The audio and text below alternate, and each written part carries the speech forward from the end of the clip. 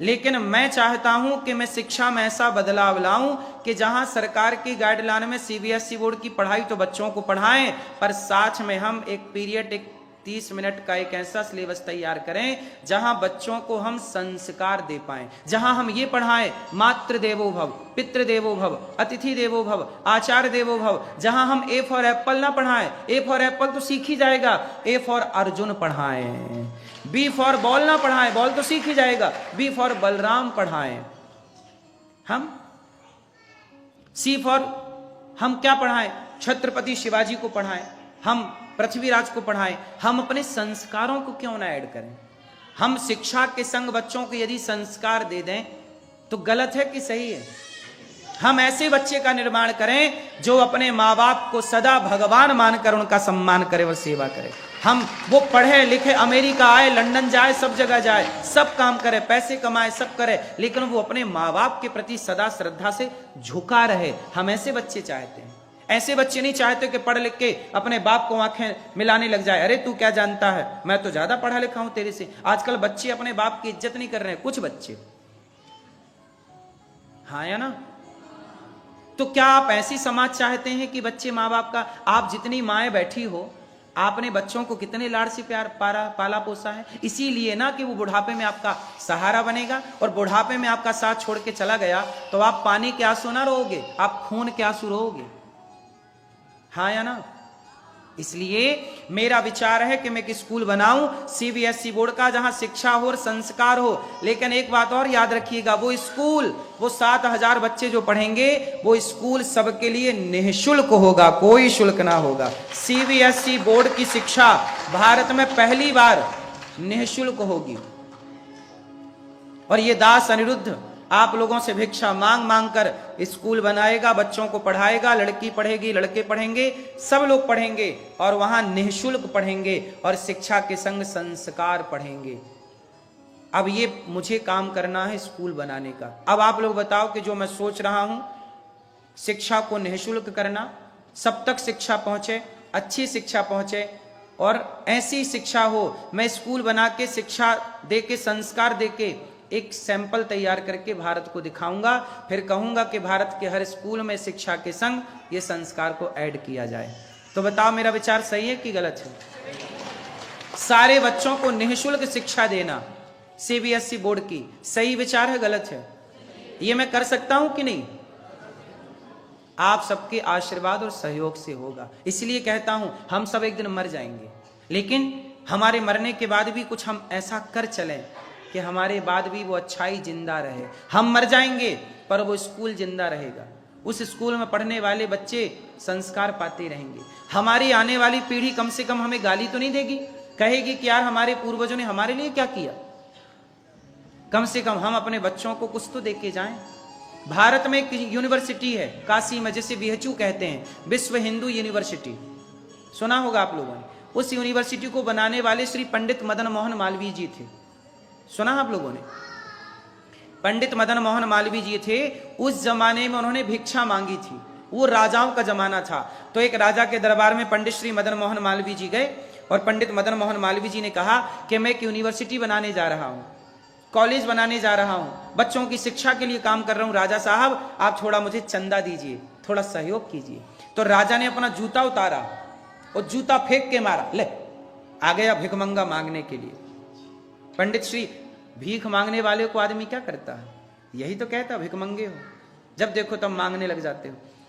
तो राजा ने जूता उतारा और पंडित श्री मदन मोहन मालवीय जी की तरफ, ये इतिहास की सच्ची बात बोल रहा हूं, मनमानी नहीं है, सर्च कर लेना आप। पंडित श्री मदन मोहन मालवीय जी को जूता फेंक के मारा राजा ने, कि आ गए तुम भिखारी, भिखमंगे आ गए। तब पंडित श्री मदन मोहन मालवीय जी ने उस जूते को पकड़ा और कहा, महाराज आपका धन्यवाद कि आपने मुझे जूता दिया है। जब ये कॉलेज बनेगा, यूनिवर्सिटी बनेगी ना, तो आपका बेटा भी यहीं पढ़ेगा। तो ऐसा है कि मैं ये जूता लेके जाता हूं। और पंडित मदन मोहन मालवीय जी बाजार में खड़े हो गए राजा का जूता लेके, भैया ये राजा का जूता है, कौन खरीदेगा? नीलाम कर दिया जूता, बोले राजा का है। तो प्रजा बोली, अरे राजा का जूता है, लाओ लाओ हम ले लेंगे। तो किसी ने 10 रुपए बोली लगाई, किसी ने 50 रुपए बोली लगाई, किसी ने 100 रुपए लगाई। तो भैया 100 रुपए भी मिल गए एक जूते के। तो 100 रुपया मैं दे दिया लगभग। तब राजा को पता चला कि भाई मेरा जूता नीलाम कर दिया। मतलब इतना व्यक्ति अपने काम के लिए ईमानदार है कि वो चाहता है भले आप जूता मारो चाहे कुछ भी मारो। तब राजा ने बुलाया, यहां महाराज गलती हो गई, क्षमा, एक काम करो, ये काशी में जमीन है हमारी, पूरी रात आप चलो, जितना रात भर में आप चल लोगे वो जमीन आपकी, वहां बनाना आप यूनिवर्सिटी। तो पंडित श्री मदन मोहन मालवीय जी पूरी रात चले। आज काशी में बिहचू है, जाके देखना, उसके अंदर बहुत सारे तो चौराहे हैं, बिना पानी पिए बिना भोजन किए चलते रहे कि मैं जरा रुका तो जगह कम पड़ जाएगी, बच्चों को लगेगी आगे वाले टाइम पे। चलते रहे पूरी रात, और जितनी जगह पर वो चले, एक घेरा बना लिया, यहां से चले और घूम के वहीं आके खड़े हो गए। और जब खड़े हुए तो राजा ने बोला सूर्योदय हो गया, बस स्टॉप। तो जहां खड़े उतनी सारी जमीन उन्होंने पंडित श्री मदन मोहन मालवीय जी को दी, और वो आज भी सरकार के अंडर में है। पूरे भारत की सबसे बड़ी यूनिवर्सिटी में बीएचयू आता है। एक व्यक्ति ने भीख मांग मांग के बीएचयू बना दी, विश्व हिंदू यूनिवर्सिटी, जहां आज दुनिया भर के लोग पढ़ने जाते हैं। तो शिक्षा के लिए काम करना पड़ता है। इसलिए दास ने भी सोचा कि मैं भी एक स्कूल बनाऊं, यूनिवर्सिटी बनाऊं, जहां बच्चों को निःशुल्क शिक्षा मिले और आप लोगों के लिए भी उसमें फायदा है। जैसे आपके बच्चों की छुट्टी होगी गर्मियों में, 1 महीने की होती होगी या 2 महीने की, तो आपकी 1 महीने की छुट्टी है, तो आप क्या करेंगे, जो गौरी गोपाल विद्यालय बनेगा तो आप अमेरिका के सारे भक्त अपने अपने बेटों को 1 महीने के लिए मेरे पास भेज दिया करो। 1 महीने मेरे पास रहेंगे, निःशुल्क रहेंगे, उनके रहने की खाने की उत्तम व्यवस्था होगी, और 1 महीने में हम उन्हें सनातन धर्म की कोचिंग देके भेज देंगे, आपके बेटे को संस्कारवान बना के। 1 माह में ही वो तैयार हो जाएंगे, और बेसिक 3 साल तक आपको भेजना है। गर्मियों की छुट्टी मतलब 3 महीने का कोर्स। कितने महीने का? 3 महीने का। 3 महीने में आप 1 महीने का इस साल करा दो, 1 महीने का उस साल करा दो। 3 कोर्स ना भी करा पाए तो 1 भी यदि हो गया तो वो 1 महीने में इतना जान जाएगा कि सनातन धर्म क्या है, गीता क्या है, रामायण क्या है, राम क्या है, कृष्ण क्या है, सनातन की मूल बातें वो जान जाएगा, वेद जान जाएगा, पुराण जान जाएगा। और जो सनातन जिसकी आप फिक्र करते हो कि मेरा बेटा संस्कृति ना भूल जाए, आपको ये बेटा मिला है अनिरुद्धाचार्य, इस बेटे पे भरोसा यदि रखेंगे और इस बेटे के पास आप अपने बेटे भेजेंगे तो मैं 1 महीने में आपके बेटे को सनातन संस्कृति का ज्ञाता बना के भेजूंगा। और ये बात मैं स्कूल, ये यूनिवर्सिटी इसलिए बनाना चाह रहा हूं कि केवल भारत के लोग ही लाभ लेंगे नहीं। अभी मैं ऑस्ट्रेलिया गया तो ऑस्ट्रेलिया में जब छुट्टियां पड़ती हैं तो ऑस्ट्रेलिया के बच्चे भी आ गए, अमेरिका के बच्चे भी आ गए, लंदन के बच्चे भी आ गए, और इत्यादि देशों में जहां जहां मेरा भ्रमण होगा वहां के बच्चों को 1 महीने की छुट्टियों में, जहां की छुट्टियां जब पड़ेंगी तो 1 महीने के लिए बच्चे आएंगे और उनकी विशेष कोचिंग रहेगी। तो 1 महीने में आपके बच्चे तैयार हो जाएंगे। इससे बताओ सनातन धर्म मजबूत होगा कि नहीं? तो जो मैं सोच रहा हूं, जो मैं प्लानिंग कर रहा हूं, वो सही है कि गलत है? किस किस को सही लगी? यदि सही लगी है तो साथ दीजिएगा इसे बनाने में। पंडित श्री मदन मोहन मालवीय जी को उस राजा ने तो जमीन दे दी। हम आपसे कहते हैं कि आप थोड़ा थोड़ा सहयोग करिएगा, भूमि दान कर सकते हैं तो करिए। थोड़ा उसके निर्माण में एक कमरा, एक क्लासरूम आप बनवा सकते हैं कि भाई जो विद्यालय बनेगा उसमें एक क्लासरूम हम अपनी ओर से बनवा के देंगे, अपने माता के नाम से, अपने पिता के नाम से, ताकि आपके और हमारे ना रहने पर भी वो चीजें अमर रहें। यही है अमरता। हम सब मर जाएंगे पर हमारे द्वारा किया गया काम कभी नहीं मरता। हाँ या ना? पंडित मदन मोहन मालवीय जी तो चले गए, स्वामी विवेकानंद जी भी तो चले गए, सब तो चले गए, कौन नहीं जाता? मैं भी जाऊंगा, आप भी जाएंगे, लेकिन कुछ अच्छा करके चले। अपने देश की मिट्टी पर पले हैं, बढ़े हैं, भारत की रोटियां खाई हैं, तो हम तो भारत के ऋणी है ना, तो करना है ना उस सनातन के लिए। जिस संस्कृति में, जिस परमात्मा ने मुझे सनातन धर्म में भेजा है, उस सनातन की सेवा करना मेरा धर्म है, और यही सनातन की सेवा है। हाँ या ना? तो गौरी गोपाल आश्रम में जो वृद्ध माओं की सेवा होती है, सेवाएं हैं, हम सब सेवा करें। आप भी सहयोग करना चाहें तो कार्यालय में नाम जरूर लिखवाएं।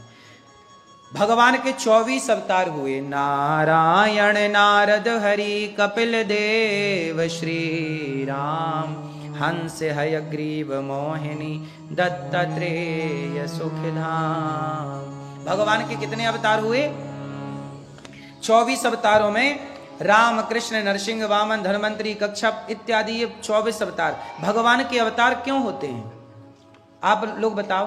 अच्छा बताओ मैया, भगवान के अवतार क्यों होते हैं? क्या जरूरत थी? तो एक ही अवतार से सारे पापी मार देते। क्या जरूरत थी नरसिंह बनने की, राम बनने की, कृष्ण बनने की, धनवंतरी बनने की, मोहिनी? सुनो, भगवान ने अलग अलग समय में अलग अलग अवतार लिए। क्यों? क्योंकि एक अवतार से काम नहीं हो रहा था। उदाहरण से समझिए, हिरण्यकश्यपु ने वरदान मांगा ना मैं दिन को मरूं ना रात को मरूं, ना अस्त्र से मरूं ना शस्त्र से मरूं, ना 12 महीने में किसी महीने। तब उनके लिए अलग से अवतार लेना पड़ा भगवान को, नरसिंह अवतार। कौन सा अवतार? अच्छा, क्या राम के अवतार से हिरण्यकश्यपु मर सकता था? क्या कृष्ण के अवतार से मर सकता था? इसलिए भगवान को अलग डिजाइन करना पड़ा, नरसिंह बनना पड़ा। बोलो हाँ। अच्छा, एक और थे राजा बलि। राजा बलि ने 99 यज्ञ पूरे किए, सौबा करने जा रहे थे, तब वामन भगवान आ गए।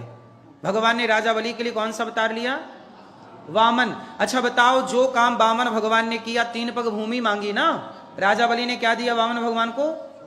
3 पग भूमि। पहले पग में भगवान ने पाताल नापा, दूसरे पग में राजा बलि का सत्यलोक नापा, तीसरा पग राजा बलि के सिर पे रखा। अच्छा बताओ, जो काम राजा बलि के यहां जाके वामन भगवान ने किया, क्या वो काम राम जी कर सकते थे? राम जी क्षत्रिय थे, भीख मांग ही नहीं सकते थे, और वहां भगवान को भीख मांगना पड़ा राजा बलि के द्वार पे कि भैया भिक्षाम दे, 3 पग भूमि का दान दीजिए। तो जो काम राम अवतार से नहीं हो सकता, कृष्ण अवतार से नहीं हो सकता, अच्छा यहां नरसिंह भगवान भी नहीं आ सकते राजा बलि के, यहां अलग अवतार लेना पड़ा। क्या लेना पड़ा? वामन। देवताओं से अमृत छीन लिया दैत्यों ने, तब वहां भगवान को क्या बनना पड़ा? मोहिनी स्त्री बनना पड़ा। अब वहां राम बन के जाते तो ना होता काम, कृष्ण बन के जाते तो ना होता, वहां मोहिनी बन के नाचे और देवताओं से अमृत लिया। तो जहां जिस अवतार की जरूरत पड़ी भगवान ने वहां पर वो अवतार, मजबूरियां थी। अब आप कहो कि भगवान को क्या जरूरत थी आने की? जैसे मुसलमान भाई कहते हैं कि हमारा अल्लाह तो कभी नहीं आता, अपने फरिश्तों को भेजता रहता है। एक बार बीरबल से यही बात अकबर ने कही। अकबर ने कहा, बीरबल ये बताओ, हमारा अल्लाह तो कभी नहीं आता, फरिश्तों को भेजता है, पैगंबर भेजता है, तुम्हारा भगवान क्या उसके पास कोई फरिश्ता, कोई बढ़िया मजबूत व्यक्ति नहीं है जो भेज के काम कर ले? क्या जरूरत है तुम्हारे भगवान को धरती पे आने की? क्या तुम्हारे भगवान के पास कोई बढ़िया कार्यकर्ता नहीं है? तब बीरबल ने कहा, महाराज बात ऐसी है कि आपने जो प्रश्न किया है इसका उत्तर मैं थोड़े दिन बाद दूंगा। ठीक है। 15 दिन बाद राजा ने घोषणा की कि आज मैं यमुना में जल नाव में बैठ करके और जल में निकलूंगा, अर्थात भ्रमण करूंगा नदी का, और मैं जल में रहूंगा। आज तैयारियां हुई, राजा के लिए नाव तैयार हुई कि आज हमारे राजा जल में भ्रमण करेंगे, नदी में रहेंगे। ठीक है। तो बीरबल भी तैयार हो गए, नदी में नाव तैयार हुई, नाव में बीरबल बैठे, राजा की सेना, सुरक्षा, 4-6 नाव अगल बगल चल रही हैं। अब जल विहार करने राजा चले, तो जब नदी के बीच में, यमुना जी के सेंटर बीच में पहुंच गए, तब बीरबल ने कहा, महाराज आपका बेटा भी आया है। अकबर बोला, मेरा बेटा कहां है? बीरबल ने कहा, यह रहा आपका बेटा। और उस बेटे को दिखा के बीरबल ने उसको पानी में फेंक दिया। अकबर के बेटे को बीरबल ने कहां फेंक दिया? बीच नदी में, पानी में। अकबर बोला, बीरबल क्या कर रहा, मेरे बच्चे को तैरना नहीं आता। तुरंत अकबर कूद गया और बच्चे को बचा के लाया तो वो बच्चा नकली था, मोम का बना हुआ, नकली। बीरबल क्या मजाक किया तुमने, मेरे बेटे को तुमने नकली बना के रखा, मैं तो डर गया कि कहीं वो मर ना जाए।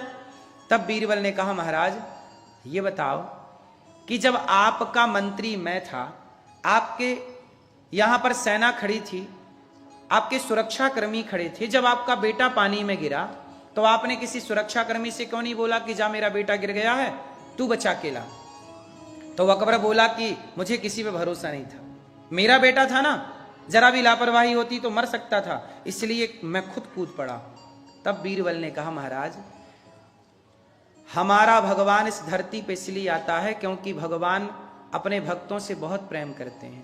जैसे आप अपने बेटे से इतना प्रेम करते हैं कि आपने किसी पे भरोसा खुद कूदे, ऐसे भक्तों पर जब संकट आता है तो भगवान किसी पे भरोसा नहीं करते, अपने भक्त को बचाने खुद धरती पे आ जाते हैं, अवतार लेते हैं, कभी राम बनकर, कभी कृष्ण बनकर, कभी नरसिंह बनकर, कभी वामन बनकर, कभी कच्छप बनकर, कभी मत्स्य बनकर के, कभी हयग्रीव बनकर के, इत्यादि अवतार लेकर के भगवान धरती पे आते हैं और भक्तों की क्या करते हैं?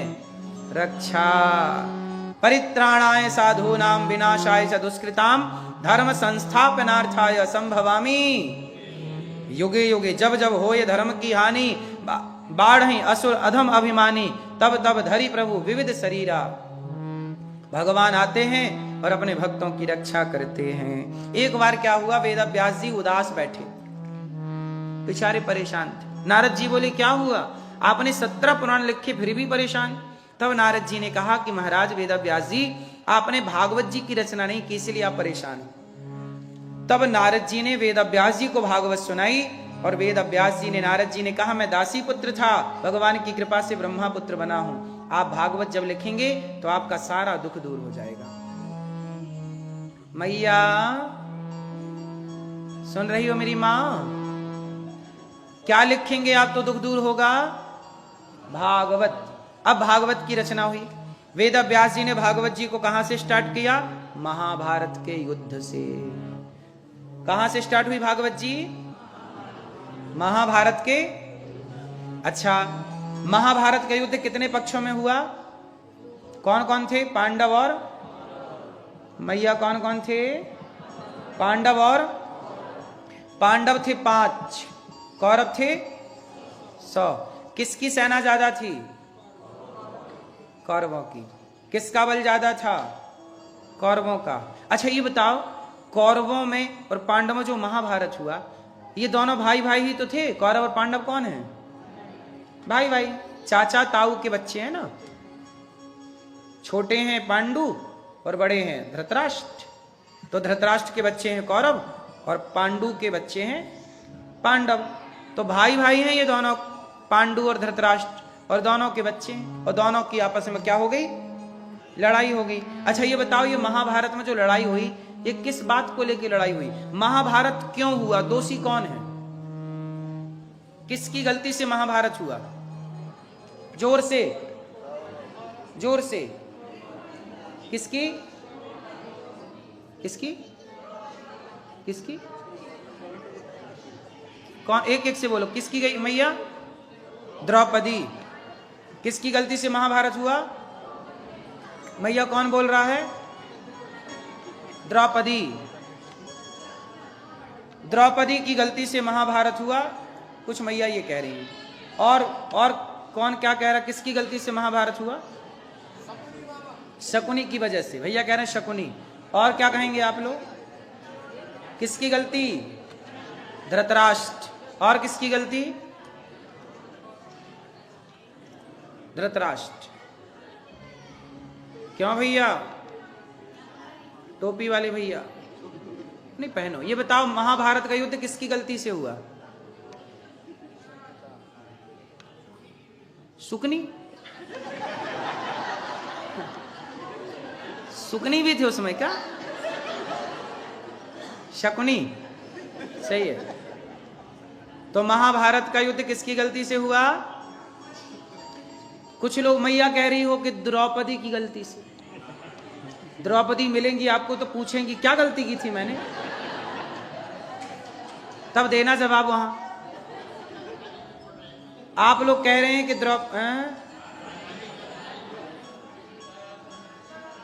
किसकी गलती से? ठीक है, आप लोग कह रहे हैं कि द्रौपदी की गलती। अरे आप लोग इसलिए कह रहे हैं, आप लोगों को ये बताया गया है कि द्रौपदी ने बोला कि अंधों के अंधे होते हैं। पूरे महाभारत में ये लाइन कहीं नहीं है। द्रौपदी ने ये बोला ही नहीं दुर्योधन को कि अंधों के बेटा अंधा, ये नहीं बोला। द्रौपदी की कोई गलती नहीं थी, लेकिन समाज नारी को गलत ठहराता है और नारियों को गलत नारियां ही ठहरा रही हैं। द्रौपदी की कोई गलती नहीं थी। चलो द्रौपदी की थोड़ी गलती, चलो पहली बात तो द्रौपदी दुर्योधन पे हंसी नहीं। जब वो गिरा ना पानी में, जो कि आप जानते हो, वो पानी में गिरा तो आप लोगों को टीवी सीरियलों में दिखाया गया कि अरे अंधों के अंधे होते, और ऐसा पूरे महाभारत में कहीं जिक्र नहीं है, ये केवल अफवाह है। इसलिए कहते हैं सनातन धर्म को जानना हो तो पढ़िए, ग्रंथों को पढ़िए। द्रौपदी की कोई गलती नहीं थी, और चलो थोड़ी देर के लिए मान भी लेते हैं कि कोई सामान्य माइनर गलती रही भी हो, तो उस गलती का परिणाम ये तो नहीं कि आप सभा में लाके उन्हें निर्वस्त्र करें। और यदि गलती द्रौपदी ने की तो आपने भरी सभा में निर्वस्त्र किया, तो आप लोगों को लगा कि द्रौपदी गलती की है, द्रौपदी की गलती है। लेकिन जिसने कपड़े उतारे, दुशासन या दुर्योधन, आपने उससे गलत नहीं कहा कि उसकी गलती है। कपड़े उतारने वाला कौन था? दुशासन। आपने ये नहीं बोला कि दुशासन की गलती थी, आपने ये बोला जिसके कपड़े उतारे गए द्रौपदी की गलती थी। आज भी जिसका बलात्कार होता है तो लोग यही तो कहते हैं तेरी कोई गलती रही होगी। इसलिए बहुत सारी लड़कियों के साथ बलात्कार होता है ना, वो अपने माँ बाप को बता भी नहीं पाती, क्योंकि उनके माँ बाप यकीन ही नहीं कर पाते, वो स्वीकार नहीं करते कि तू ही गलत रही होगी, तेरी गलती रही होगी। इसलिए अपनी बेटी को बोलने का मौका दो, उसे समझो उसके साथ कुछ गलत तो नहीं हो रहा है, उसके साथ कोई गलत तो नहीं कर रहा है, किसी ने दबाव तो नहीं बनाया उस पर। इतना फ्रैंकली रहो कि आपकी बेटी हर बात आपसे शेयर करे। वरना देखो, ये घटना द्वापर की है और आज इस घटना को हुए लगभग 5,500 साल हो गए। 5,500 साल बाद भी यह अफवाह है कि द्रौपदी की ही गलती है। सोचिए 5,500 साल बाद, और अभी मेरे और आपके बाद भी किसी और से पूछोगे किसकी गलती है तो लोग द्रौपदी की बताएंगे। आप पूछो किसी, सब कहेंगे द्रौपदी की गलती, द्रौपदी की। क्योंकि समाज स्टडी नहीं करती, पढ़ते नहीं है, जो सुना उसी को सच मान लेते हैं। इसलिए द्रौपदी की गलती नहीं है। द्रौपदी का अपमान हुआ, जब जब नारी का अपमान होता है, जिसके द्वारा होता है उसका सर्वनाश होता है। और द्रौपदी का अपमान ही महाभारत की शुरुआत है। द्रौपदी का अपमान ही क्या है? महाभारत की ये बीज है, ये बीज बो दिया गया। जब आप किसी नारी का अपमान करते हैं तो पतन होना स्टार्ट होता है।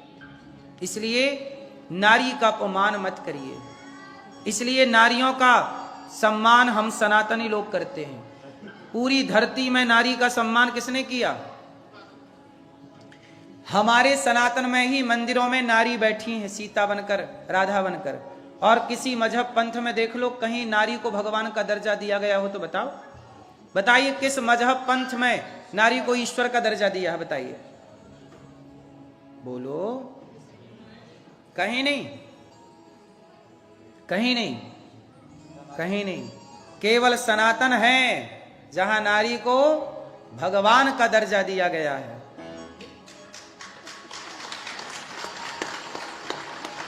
नारी, हमारे भारत में नारी प्रधानमंत्री भी बन चुकी है और नारी राष्ट्रपति भी बन चुकी है। पर बहुत सारे देश ऐसे हैं जहां नारियों को प्रधानमंत्री, राष्ट्रपति नहीं बनाया जाता। बोलो हाँ।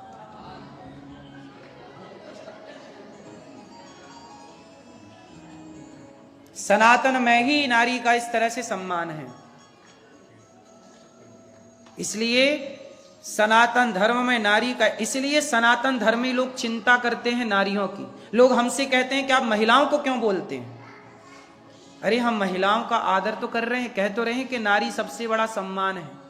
इसलिए नारियों की जिम्मेदारी ज्यादा है। पुरुषों की जिम्मेदारी तो है, लेकिन पुरुषों से ज्यादा जिम्मेदारी किसकी है? बताओ, घर चलाने के लिए दोनों का जिम्मेदार होना जरूरी है, पुरुष का और स्त्री का। पर आप बताइए, आप सारी महिलाएं, माताएं बताओ, किसकी समझदारी से घर चलते हैं? आप बिल्कुल ईमानदारी से बताओ, जो सच है वो बताओ, किसकी समझदारी से घर चलते हैं?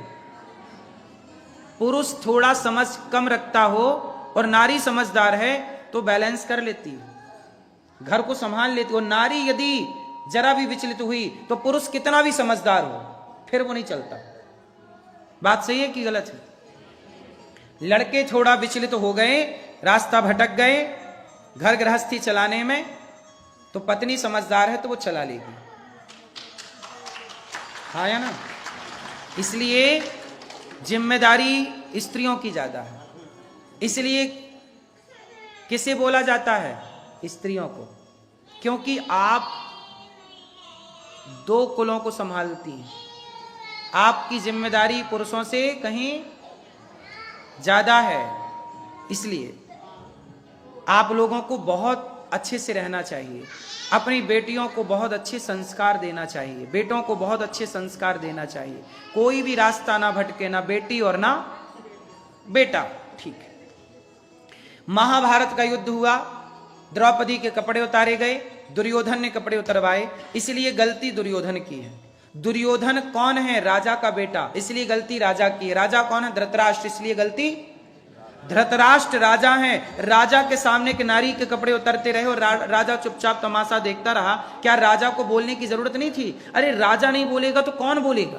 और जिस राजा के दरबार में नारी का सम्मान ना हो, वो राजा तो पतन की ओर जाएगा। तो पहला महाभारत में सबसे बड़ी गलती है धृतराष्ट्र की। और धृतराष्ट्र की गलती इसलिए भी है कि धृतराष्ट्र अंधे हैं। अच्छा, धृतराष्ट्र कौन से अंधे हैं? आंखों वाले कि और भी कहीं से? हाँ, धृतराष्ट्र अपने पुत्र के प्रेम में इतना अंधा हो गए, इतना अंधा हो गए कि पुत्र गलत कर रहा है, फिर भी उनके गलत काम को पिता रोक नहीं रहा है। अब बताओ, आपका बेटा भरी सभा में किसी महिला के कपड़ा उतारे तो आप ही अपने बेटे को 2 थप्पड़ मारोगी? क्या कर रहा है? आप कोई बाप यहां बैठा हो और बाप के आगे बेटा ऐसा करे तो बताओ, आज सामान्य बाप अपने बेटे को 2 थप्पड़ मार सकता है, हाँ या ना? लेकिन नहीं मारा गया। इसलिए कहते हैं जहां जरूरत थप्पड़ की है वहां लगना चाहिए। गांधारी की भी गलती है इस महाभारत में। किसकी गलती है? गांधारी की। क्यों? क्योंकि गांधारी ने आंखों की पट्टी हटाई थी एक बार। पता है कब? जब दुर्योधन अकेला बचा, 99 कौरव मारे गए, तो दुर्योधन को बचाने के लिए गांधारी ने कहा कि बेटा कल सारे कपड़े उतार के आना, कल मैं तुझे देखूंगी और जहां जहां मेरी नजर तुझ पे पड़ेगी तो तेरा पूरा शरीर क्या बन जाएगा? वज्र का हो जाएगा। फिर तुझे कोई, कल आना, कल मैं कपड़ा उतार के आना, निर्वस्त्र होके आना, पट्टी। गांधारी ने पट्टी हटाई थी एक बार, पर किसे बचाने के लिए? दुर्योधन को बचाने के लिए। काश द्रौपदी को बचाने के लिए पट्टी उतारी होती तो ये महाभारत ही ना होता। गांधारी ने पट्टी बांध ली आंखों में। इसलिए मैया, आप लोग आंखों में पट्टी मत बांध लीजिएगा। बच्चों के संस्कार में लापरवाही करना ही पट्टी बांधना है। बच्चों के संस्कार में लापरवाही करना क्या है? पट्टी बांधना। इसलिए पट्टी मत बांधिएगा। जहां जरूरत पड़े डांटने की डांटिएगा, जहां जरूरत पड़े 2 थप्पड़ जमाने की तो जमाइएगा। क्योंकि दुर्योधन को 2 थप्पड़ मार दिए गए होते ना उस सभा में तो महाभारत टल जाता। केवल 2 थप्पड़ से काम हो जाता। दुशासन को ही मार दिए होते और भीष्म पितामह मार दिए होते। गलती भीष्म पितामह की भी है कि चुप रहे। किसकी गलती है? चुप रहे। क्यों चुप रहे आप? इसलिए कहता हूं चुप ना रहिए, बोलिए। क्या बोलिए? जो बोलने की जरूरत है। क्या जरूरत है? आज हमारा भारत, हमारी संस्कृति बटी हुई है जातियों के नाम पे।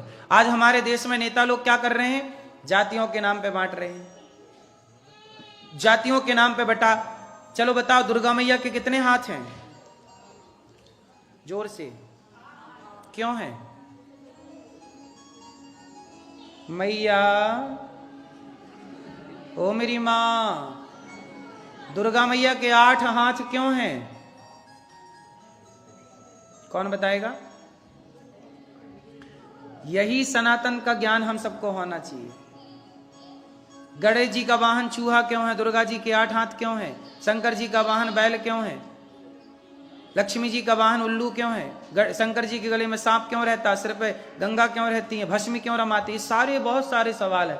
यहीं से बहुत सारे सवाल प्रकट हो सकते हैं। लेकिन आप लोग ना सवाल करते हैं ना उत्तर जानना चाहते हैं, ना रिसर्च करते हैं। चलो हम तो दुर्गा मैया की बात करें। कितने हाथ हैं मैया के? 5 कौन कह रहा है? कितने हाथ हैं? क्यों हैं? नहीं, 8 हाथ इसलिए हैं दुर्गा मैया के क्योंकि दुर्गा माँ है, और दुर्गा मैया का वाहन क्या है? शेर। 8 हाथ इसलिए है माँ के क्योंकि माँ, 4 लोगों को खड़ा करिए, कितने हाथ होंगे? माँ दुर्गा के 4 बेटे हैं। कितने बेटे हैं? ब्राह्मण, क्षत्रिय, वैश्य, शूद्र। कितने हो गए? 4।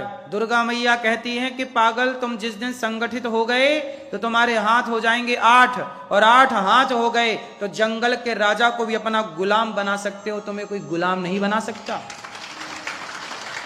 जंगल का राजा शेर है, और शेर की सवारी करती हैं दुर्गा मैया।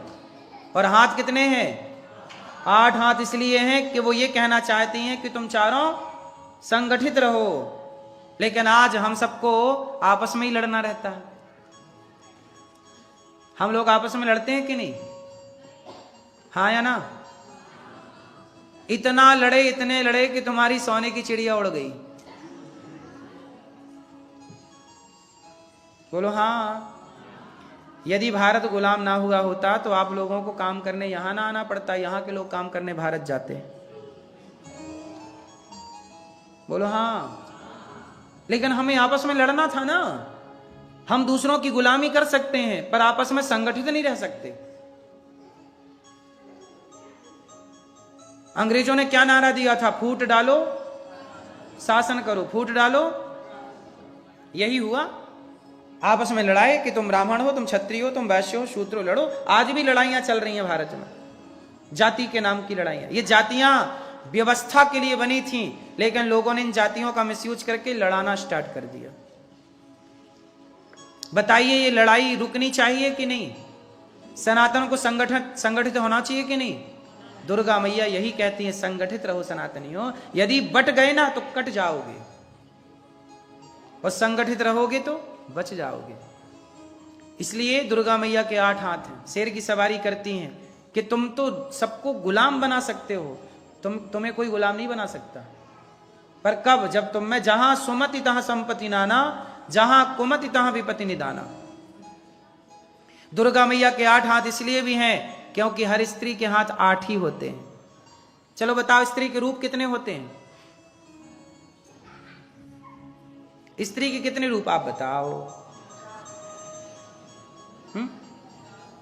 4 नाम।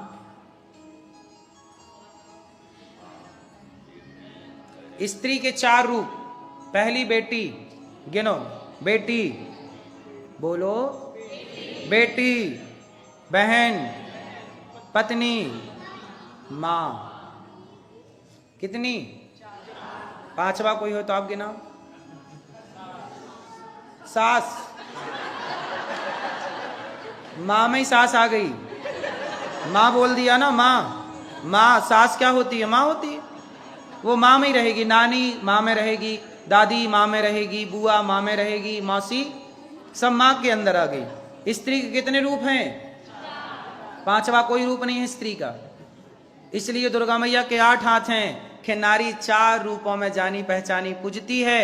इसलिए दुर्गा के 8 हाथ हैं। इसलिए दुर्गा मैया कहती हैं कि आप जहां जहां रहो, बेटी बन के रहो तो पिता के सम्मान को बनाए रखो, बहन बनो तो भाई के सम्मान को बनाए रखो, और जब पत्नी बनो तो पति के सम्मान को बनाए रखो, और मां बनो तो पुत्र के सम्मान को बनाए रखो। जब एक महिला, एक स्त्री, अभी आपने सुना होगा एक केस भारत में क्या घटी घटना। एक मां अपनी बेटी के लिए एक दामाद ढूंढती है। दामाद बढ़िया है, लड़की की दामाद से शादी फिक्स हो गई। बाद में वो दामाद उस महिला को ही पसंद आ गया, तो वो अपने दामाद को लेके भाग गई।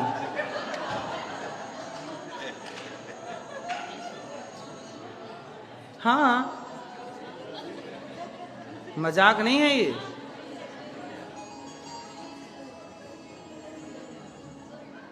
एक माँ अपनी बेटी के हक को लेके भाग गई, बेटी के लिए ना ढूंढा था दामाद।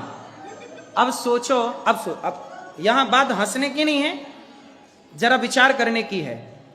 वो स्त्री जब एक अपने होने वाले दामाद क्या लगता है, रिश्ते में क्या लगता है दामाद आपका? बेटा। हमारी बेटी का जो पति बनेगा वो हमारे लिए पुत्र ही है। तो मतलब वो माँ किसके संग भाग गई? अपने बेटे के संग। ये कितना कलंक है, इससे बड़ा कोई कलंक हो सकता है? लेकिन अब यहां मैं बताऊं, अब वो महिला भाग गई, चलो भाग गई, अब क्या हुआ? वो जिसकी बेटी रही होगी उसका बाप बदनाम हुआ कि नहीं हुआ? उसके बाप, अरे तेरी बेटी भाग गई दामाद के संग। अब उसका बाप बेचारा सिर झुकाए बैठा है कि बेटी भाग ही गई, अब क्या करे वो? या तो वो आत्महत्या करे समाज के इस दबाव से बचने के लिए, क्योंकि लोग तो बोलेंगे ना, हंसी तो उड़ाएंगे ना। आपको भी बताई गई बात तो आपको भी तो हंसी आई ना। तो पहला बदनामी किसकी हुई? बाप की। दूसरी बदनामी वो जिसकी बहन रही होगी, उसके भाई को भी तो बोले, अरे तेरी बहन भाग गई बुढ़ापे में, देख दामाद के संग भाग गई, कितना गलत किया। तो बताओ, नारी के 4 रूप होते हैं, मैं चारों की बात बता रहा हूं। बाप बदनाम हुआ, भाई बदनाम हुआ, तीसरा उसका पति। उस नारी पर ये 4 लोगों की जिम्मेदारी थी। पति, अब उसका पति जहां खड़ा हो, अरे तेरी तो पत्नी भाग गई, वो पति बेचारा, उसका बस चले तो धरती फट जाए और वो समा जाए। चौथा बच्चे, अब वो बच्चे जहां जाएंगे, अरे तेरी तो मां भाग गई, तेरी तो मां भाग गई, समाज जीने देगी? एक स्त्री की गलती से उस स्त्री के 4 रूप बदनाम होते हैं, हाँ या ना? आप, इसलिए कहता हूं कि लोग कहते हैं ना कि महाराज महिलाओं को क्यों बोलते हैं? अरे महिला ही इस धरती का वेश है। स्त्री का, पुरुष का चरित्र अच्छा है ना, तो आप सब अच्छे हैं। और आपका यदि चरित्र बिगड़ा तो कमा लो पैसे, पैसे क्या खाओगे, क्यों ले जाओगे? कफन में जेब नहीं होते, बनवाना है तो आप बनवा लेना, पैसे क्या कर लेगा? बताइए, चरित्र बड़ा है कि पैसा? हाँ, आपका कैरेक्टर अच्छा होना चाहिए, चरित्र अच्छा होना चाहिए। पैसे तो वैश्याएं भी कमाती हैं, तो पैसा थोड़ी बड़ा होता है। पैसे तो शरीर बेच के लोग कमा ही रहे हैं, जो कमाने वाले हैं। लेकिन पैसे को इतना महत्व मत दीजिए कि वो आपके चरित्र से आगे निकल जाए, नहीं, चरित्रवान बनिए। तो नारी के कितने रूप होते हैं? और इन 4 रूपों को, 4 की मर्यादा को बनाए रखना, बचाए रखना किसकी जिम्मेदारी है? आप सबकी जिम्मेदारी। आपकी एक गलती, केवल आपकी गलती ना होगी, आपकी गलती से आपका बाप प्रभावित होगा, आपका भाई प्रभावित होगा, आपका समाज प्रभावित होगा, आपका गांव प्रभावित होगा, आपका शहर प्रभावित होगा, आपका देश प्रभावित होगा, हाँ या ना? आपको क्या लगता है कि कोई भी काम हम करें हो गया? नहीं साहब, प्रभावित होता है। एक पति को पता चल गया, भारत की एक घटना दूसरी, एक पति को पता चल गया कि मेरी पत्नी का किसी के संग चक्कर है। अभी देखा नहीं उसने, बस संदेह का कोई इलाज। उसको शक हो गया कि मेरी पत्नी का किसी के साथ चक्कर। उसके 4 बेटे थे, एक 2 साल का, एक 4 साल का है, एक 6 साल का, एक 8 साल का। उस समय से एक बेटी रही होगी, 3 बेटे थे।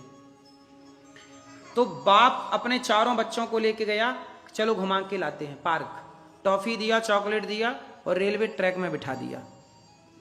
और ट्रेन आई, 4 बच्चे छोटे छोटे खत्म हो गए, केवल इसलिए कि उसे अपनी पत्नी पर संदेह था। क्या था? संदेह था। इसका कोई इलाज नहीं कर सकते आप। इसलिए कहता हूं कि कोई भी ऐसा काम ही मत करो कि संदेह भी पैदा हो। यह बात पुरुषों के लिए भी लागू है, स्त्री के लिए भी लागू है। कोई भी ऐसा काम मत करो कि संदेह पैदा हो, क्योंकि वो संदेह क्या कराएगा आपको पता नहीं है।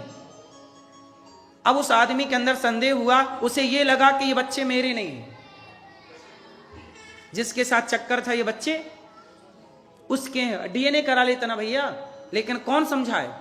विनाश काले विपरीत बुद्धि। मैं आपसे बस यही कहता हूं कि आपकी एक गलती बहुत भारी पड़ सकती है।